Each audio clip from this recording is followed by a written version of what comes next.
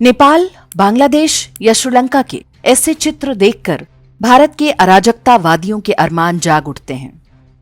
भारत ही नहीं, विश्व भर में ऐसे ढेरों तत्व हैं जो लंबे समय से भारत को ऐसी ही आग में झोंकने के प्रयास करते रहे हैं। वे कई प्रयास करके देख चुके हैं, लेकिन हर बार उन्हें विफलता हाथ लगती है। बीते लगभग 1-2 दशक में रामलीला मैदान का कथित भ्रष्टाचार विरोधी आंदोलन, नागरिकता संशोधन कानून और एनआरसी के विरोध में आंदोलन, 3 कृषि बिलों के विरोध में आंदोलन, ये वो सबसे बड़े उदाहरण हैं जब भारत में मैन्युफैक्चर्ड यानी कृत्रिम जनाक्रोश फैलाकर सरकार बदलने का प्रयास किया गया। ये सब करने वाले कौन हैं, ये अब किसी से छिपा नहीं है। कुछ पश्चिमी औपनिवेशिक शक्तियां, उनके मजहबी एजेंट और कुछ आस्तीन के सांप। ये वो सुपरहिट फॉर्मूला है जिससे किसी भी देश में जनता की चुनी सरकार को हटाकर वहां अपनी कठपुतली बिठाई जा सकती है। हर बार वे इसे क्रांति या रेवोल्यूशन का नाम देते हैं। लोगों को यह शब्द बहुत प्रिय है। जब भी क्रांति की आड़ में कुछ किया जाता है तो जनता तत्काल झांसे में आ जाती है। वर्ष 1789 में फ्रांस में किसानों, मजदूरों और व्यापारियों ने चर्च के पादरियों से परेशान होकर क्रांति की थी। यह आधुनिक विश्व की सबसे महत्वपूर्ण घटनाओं में से एक मानी जाती है। 1793 में जनता ने फ्रांस के राजा लुई 16वें को गद्दी से उतारकर फांसी पर लटका दिया। इसके बाद फ्रांस में लोकतंत्र और समानता के आधार पर शासन व्यवस्था स्थापित हुई। लेकिन फ्रांस की क्रांति के कई वर्षों तक अराजकता का बोलबाला रहा। हजारों लोगों की हत्याएं की गईं। ईसाई चर्च के कुकर्मों का परिणाम था कि फ्रांस में सेकुलर व्यवस्था लागू की गई। संविधान के माध्यम से चर्च को शासन के काम से बिल्कुल अलग कर दिया गया। लेकिन सेकुलरिज्म का नतीजा यह हुआ कि आगे चलकर फ्रांस के दरवाजे अल्जीरिया और मोरक्को जैसे देशों के मुस्लिम प्रवासियों के लिए खुल गए। आए दिन पेरिस और फ्रांस के अलग अलग शहरों में हिंसा के जो दृश्य हम देखते हैं वह फ्रांस की उसी क्रांति में बोई गई सेक्युलरिज्म नाम की विषबेल का परिणाम है।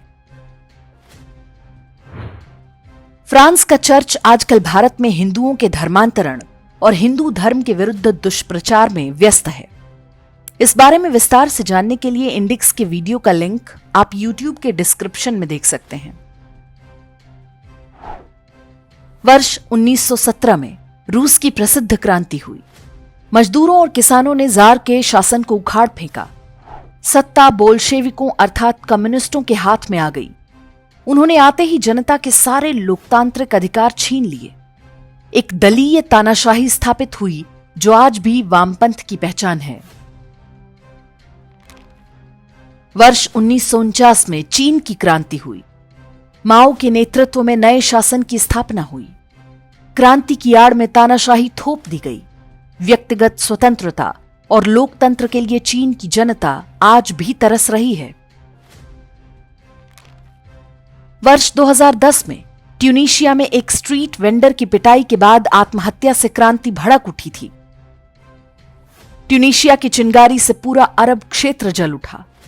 इसे अरब स्प्रिंग के नाम से जाना जाता है। बेरोजगारी और भ्रष्टाचार को बहाना बनाया गया। बड़े पैमाने पर खून खराबा हुआ। कई देशों में तख्ता पलट हुआ। कुछ देशों में इसे बलपूर्वक दबा दिया गया। इजिप्ट, यमन, लीबिया और ट्यूनीशिया आदि जिन देशों में सत्ता परिवर्तन हुआ, वहां की जनता के हाथ भी कुछ नहीं लगा। आज पूरी दुनिया जान चुकी है कि वो सारा अमेरिका की बदनाम खुफिया एजेंसी CIA का खेल था। उन सारे देशों में आज अमेरिका द्वारा बिठाई गई कठपुतली सरकारें हैं। ये देश आज भी अराजकता और अस्थिरता की चपेट में हैं। वहां के सारे प्राकृतिक संसाधनों पर अमेरिका का अप्रत्यक्ष नियंत्रण हो चुका है। अरब स्प्रिंग के ठीक बाद इंडियन स्प्रिंग का तमाशा भी हुआ था। मनमोहन सोनिया गांधी सरकार के घोटालों से जनता त्राहि त्राहि कर रही थी। जनता के उस आक्रोश का फायदा उठाने के लिए इंडिया अगेंस्ट करप्शन को उतारा गया। उन्हें भी जनता का व्यापक समर्थन मिला। दिल्ली के रामलीला मैदान को कथित क्रांति का प्रतीक बनाया गया। आज किसी से छिपा नहीं है कि तथाकथित भ्रष्टाचार विरोधी आंदोलन वास्तव में CIA का खेल था और उसके कई प्रमुख खिलाड़ी वास्तव में अमेरिकी एजेंसियों के लोग थे। रामलीला मैदान के भ्रष्टाचार विरोधी आंदोलन से भारत में सत्ता परिवर्तन तो हुआ, लेकिन वैसा नहीं जिसकी कल्पना अमेरिकी एजेंसियों ने की थी।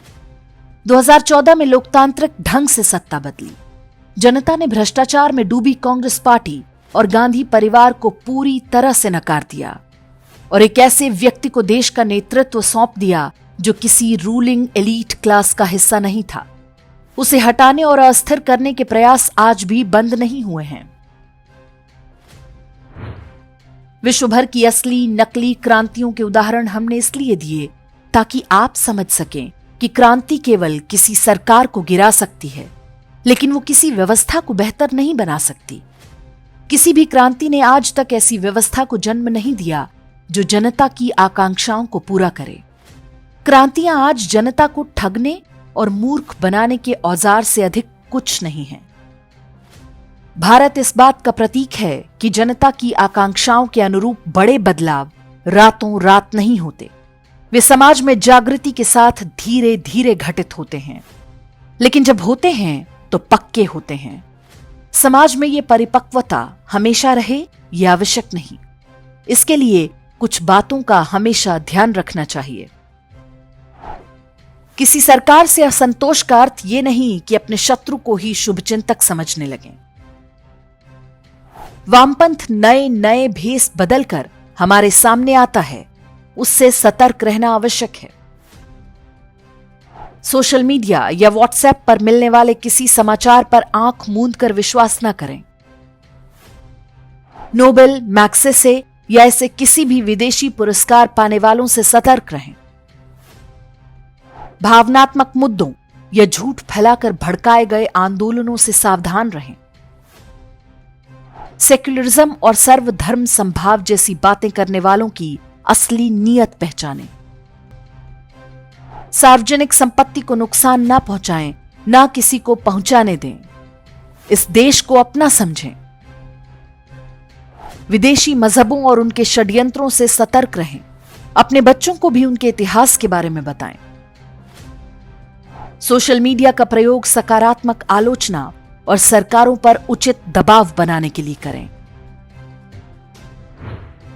याद रखें कि भारत हमारा देश है। हमारे बच्चों का भविष्य इसी पर आधारित है।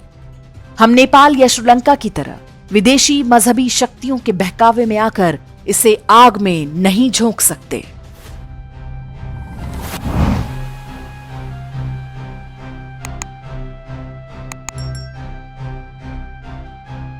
इंडेक्स ऑनलाइन के वीडियो समाज को समर्पित हैं।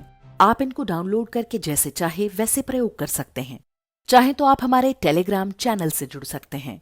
वहां सारे नए पुराने वीडियो आपको मिल जाएंगे।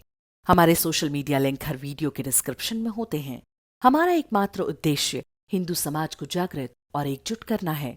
इसमें सहभागी बने। धन्यवाद।